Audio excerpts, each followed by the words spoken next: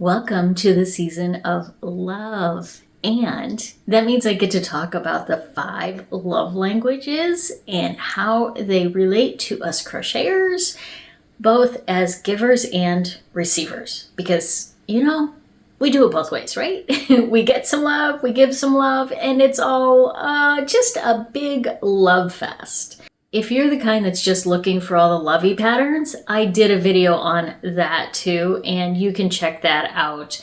I'll also have that down in the description for you. But this one is about how you can share your love as a crocheter, and if you want to share this video with the loved one in your life to let them know how they can express love to you in your favorite love language, that's probably not a bad idea either. So, which one do you most identify with? Let's check it out. And before we do, here's a little reminder from my favorite grandbaby. And yeah, make sure you listen to what she has to say. Please like this video and subscribe to my grandma's channel. For those of you that aren't already familiar, 5 Love Languages is based on a book by Gary Chapman that was written way back in 1992, probably before some of you were even born. But it goes through this idea that we all sort of have a love language of how we like to receive love. Learn about love languages? Love language.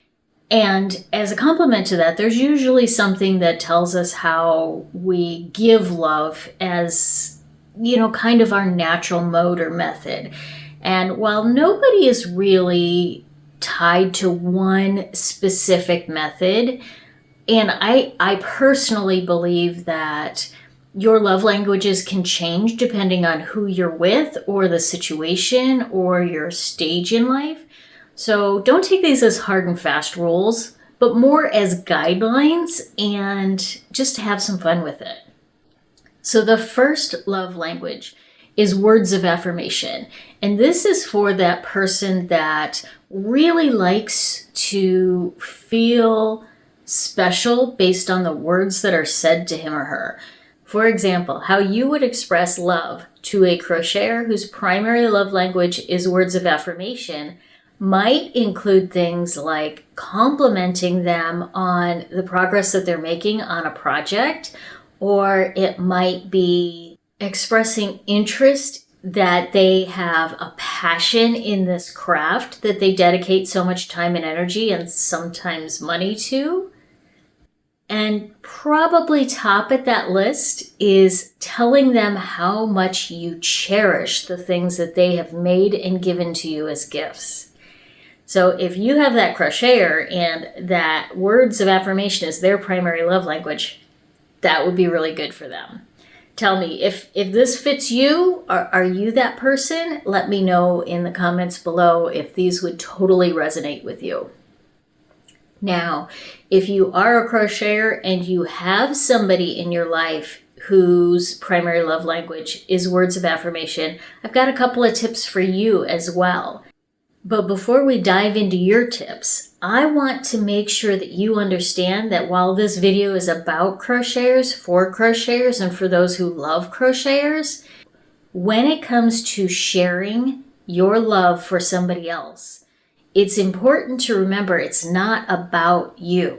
So while I'm going to share some things that could lean towards a little bit of, hey, this is about me, remember it really should focus on the other individual more so than it should focus on you. So let's kind of share some of those.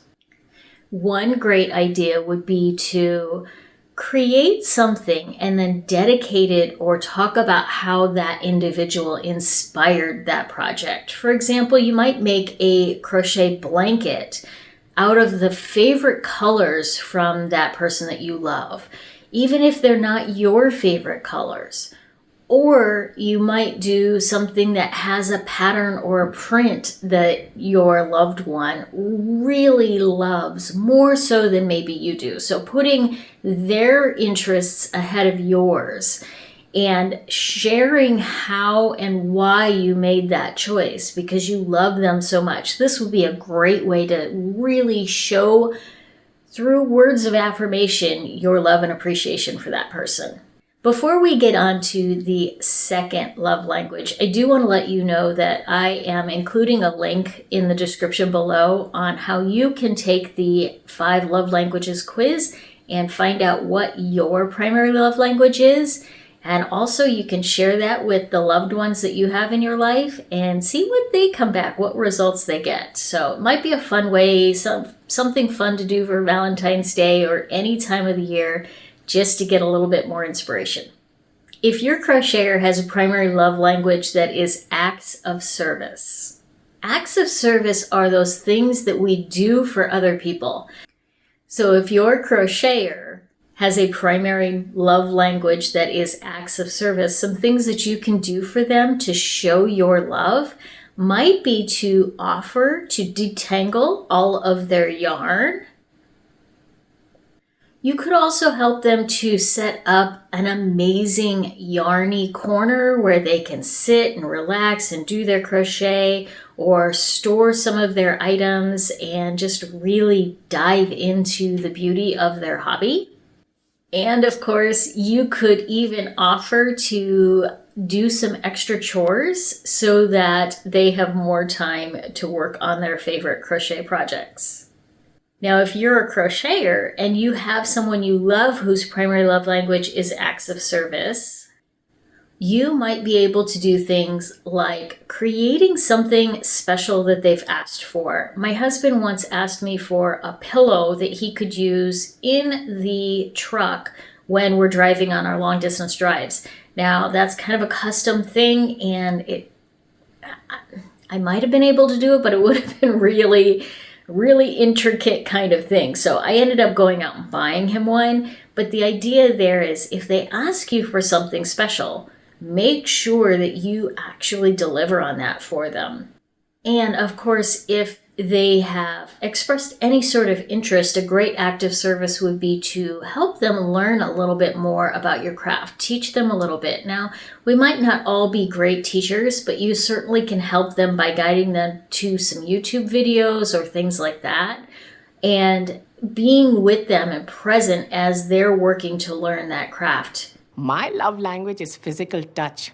Physical touch is the next one, and this is just as it sounds. It is all about the, kinesthetic nature of things, and it could be a hug, it could be a massage, it could be intimacy of a physical sort. So all of those kind of things could lead into physical touch. So for the crocheters, you non-crocheters, here's what you want to keep in mind. You can sit close to them as they're working on their projects, keeping in mind they need a certain amount of space to do what they're doing, but also help to unwind that yarn as they're going. Or you could offer to massage their shoulders while they're working on a crochet project. And of course, after that long crochet session, work to massage their hands, because our hands get so sore sometimes when we're working on those crochet projects. So a nice hand massage with some lotion, yes, that's heaven, and a fabulous form of physical touch. And if you're the crocheter, expressing love might be in the form of creating them things that they can wear and think of you whenever they're wearing them. It's like a virtual hug. So whether it's a sweater or a hat or a scarf, and every time they're touching that, they're thinking of you. This is a great way to really hone in on those individuals where physical touch is important for them. And another one for this would be to take them to a yarn store and go through and share with them how different yarns have different textures, and explore that with them as you're getting to share a little bit of your hobby, and at the same time they're getting that very tactile sense. And if your hands just happen to caress each other in the process, that's not a bad thing. Our next one is quality time, and quantity is very different than quality. So we're talking quality time here. That doesn't mean that you have to put in hours and hours and hours, but it does mean that the time that you put in should be very focused on them. So for the crocheters in your life, here are some great tips to express love for those quality time seekers. Express interest in what it is that they're working on and ask them to teach you a thing or two about crochet. It is amazing when my husband asks me what I'm working on, or, what kind of yarn that is, or anything like that, and I have that opportunity to just teach him a little bit about it. He may not care that much, but he's expressing an interest, knowing that quality time is definitely one of my love languages. So yeah, that's a great way. And I also love it when my husband just sits with me. We might both be watching television, or he might be on his phone while I'm crocheting, but we are still present together. And sometimes just being present is a great way to experience that quality time while the crocheter is working on their craft. And, you can also go to a yarn store or a yarn festival with your loved one and walk around with them. That doesn't mean you have to spend a lot of money. It doesn't mean you have to spend any money, but just going through that and being with them as they're exploring those things is a fabulous way to share some quality time. Now, for you crocheters, my number one tip here is going to be to put down your crochet hook. Please don't make me do it. I know it's sometimes hard for us, but when your loved one needs your quality time, they often are going to feel like if your nose is in a project and your mind is thinking about how many stitches you just did, they are not thinking that you are dedicating time to them. So put down the hook for a little while and allow them to drive the activity or the interests in that moment, so that they really feel like they're benefiting from that quality time. And if they do express an interest in your hobby, your craft, your crochet, then take some time to pause what you're doing and talk to them about it. Teach them a little bit of what it is that you're doing. That's another great way that actually can make you feel really good. Even if you don't know the answers to their questions, maybe take that opportunity to look up some videos on YouTube together so that you can learn together about your hobby and your craft. And finally, we have tokens of appreciation, which are gifts. In the simplest way of explaining it, these are going to be gifts.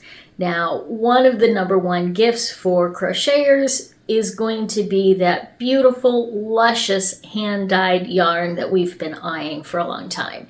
That is really going to be a good fit most of the time. So just surprising them with a beautiful skein of hand-dyed yarn, that's going to be a win. You can also surprise them with crochet hooks or magazine or book subscriptions to crochet items. All of these kind of things, anything that's crocheted related, give them a gift card for their favorite yarn store. Anything like that is going to be a great fit. Now, sometimes it gets a little tricky because, as you can kind of see from my hooks review video, what one crocheter likes isn't necessarily going to be the same as another crocheter. So you can't always take my advice on what kind of crochet hooks that I like and just assume that your crocheter is going to appreciate those. So whatever you get them, make sure that it's exchangeable and give them that permission to exchange it for something that they absolutely love. And maybe one of the absolute best things that you can give them is a ticket to a yarn festival or market and take them shopping, because then they can pick out what it is that they want and there's some quality time involved at the same time, so it's kind of a win-win-win. Now for us crocheters, with non-crocheters, this one's kind of a no-brainer. Anything we make is going to be a token of appreciation. But I would caution you and suggest that maybe you get some ideas from what it is that they wear on a regular basis. If my husband doesn't wear garments, I'm probably not going to make him garments. We don't live in a climate where there's going to be hats and scarves. He doesn't wear sweaters. I don't know, can't see him wearing socks. So garments are kind of out of the picture for him. And he tends to like things that are very practical in nature. So if I'm making him something, it's going to be something that's very practical. So take that cue from the person that you're making it for so that it is something that's truly appreciated and not just something that you made. And then you're like, oh, hey, I can give this to so-and-so because they like gifts. The gift matters. All right, so that is my kind of summary of the 5 love languages for crocheters and non-crocheters that love crocheters and all of that kind of good stuff. Let me know again in the comments below which of these are you and which of these is your partner. I'd love to hear from you and any other ideas that you might think of that make great gift ideas for the crocheters in your life or the non-crocheters in your life, if you are a crocheter, that all fit into the 5 love languages. Thanks so much, and we will see you next week.